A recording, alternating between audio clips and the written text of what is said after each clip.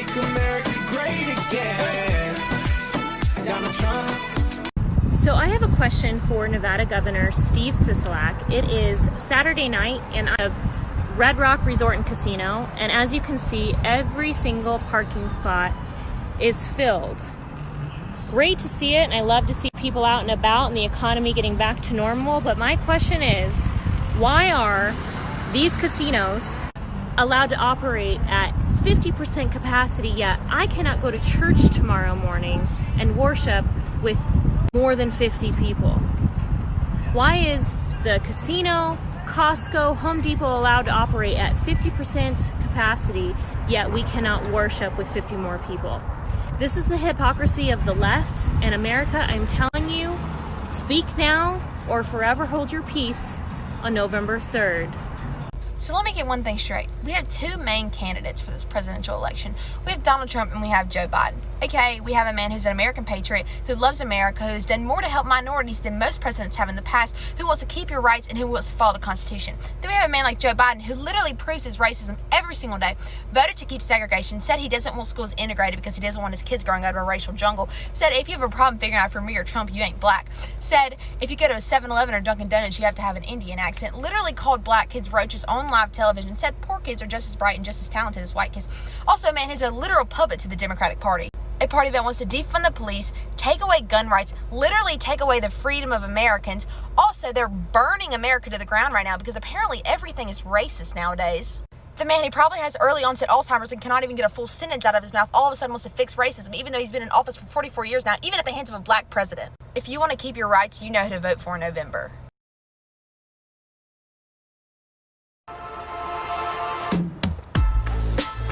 Do you care about Black lives? The people that run Baltimore don't. I can prove it. Walk with me. They don't want you to see this.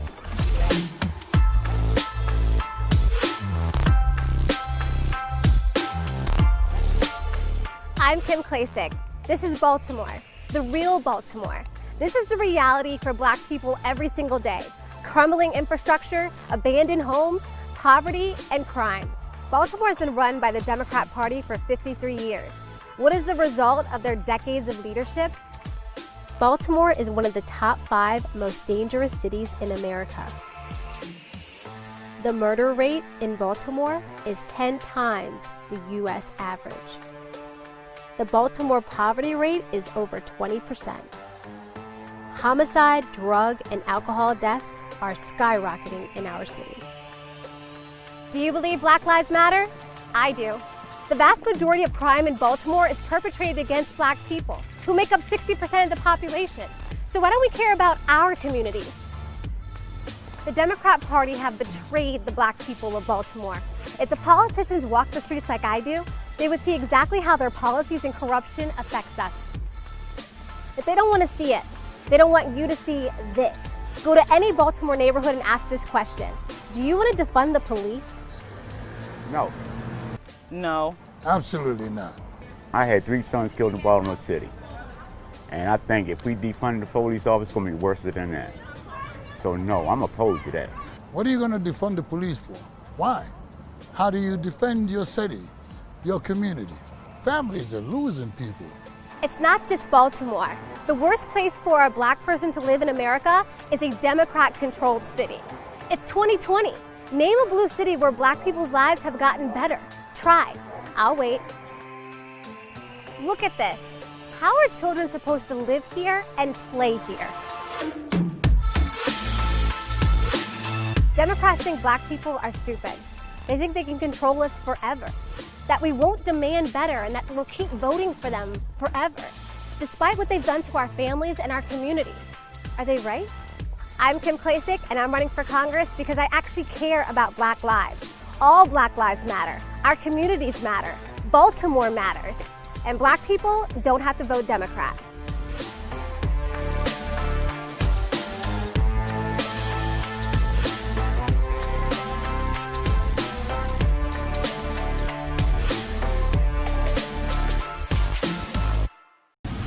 I'm here at Adient in Eldon, Missouri. The date is July 27th, 2020 at 4:13 p.m. And I was just told by HR that we are no longer allowed to wear face masks with the American flag on it because it's offensive. I don't know about you, but last time I checked, we lived in fucking United States of America.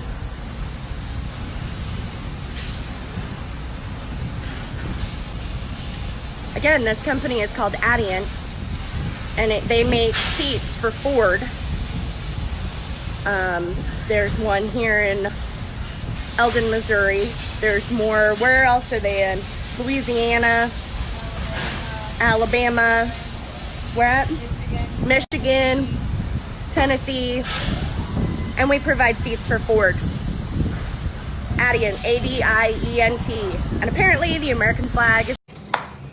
You guys, emergency press conference. I just experienced the craziest thing in my life. I have never been spoken to in such a harsh way by a man especially. I've never been treated this way as a woman. And I just participated in what was supposed to be a civil debate on socialism, capitalism, progress for our country. And the group that hosted it was amazing, and I thank them very much. But my opponent went from arguing a little bit about, Black Lives Matter, are they really founded by Marxists? Did they really support Fidel Castro and those issues? Instead of just focusing on the issues and the ideological debate that we were supposed to be having, he decided to make it personal right away. Started attacking my background, the fact that, I only run a nonprofit, I only have a small woodworking business, how many jobs have I really had? Do I even have employees? Do I make enough money to pay my own bills? All of these questions, and then it quickly got personal, attacking my hair, saying that it's extensions, saying that I wouldn't please President Trump with my hair for not being blonde enough, that I'm not tall for President Trump's liking, I'm too short for him, so I better step it up a little bit, that I only look this way and wear these heels apparently. He's pointing at all of my body parts as he's berating me in front of a room,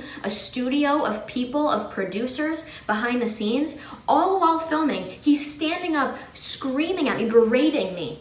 And my physical attributes, pointing one by one, saying that each of those things I only do to be liked by the men of the conservative movement. And I am disgusted. I've never been treated this way. And I had to just come back at him and I said, I've never felt more empowered by a lot of the people that I've met in the Trump campaign, by the policies of the Trump administration, by conservatives in general. That's why I am a conservative. I feel empowered as a woman. And for him to claim the moral high ground on treating women as he's screaming at a young 23-year-old sitting in her seat who only just founded a nonprofit called Young Americans Against Socialism. You'd think that that's not very controversial, but no, apparently to the left, being just a basic classical liberal who does not want socialism in America makes you worthy of being berated in public and screamed at about your physical traits, saying you're only worth those things and that it's okay to attack me on a physical level because he thinks I deserve it. That's the left for you. Trigger warning. I exist. I love Trump. Hey, I'ma vote Trump 2020, Trump 2020. I'ma vote Trump 2020.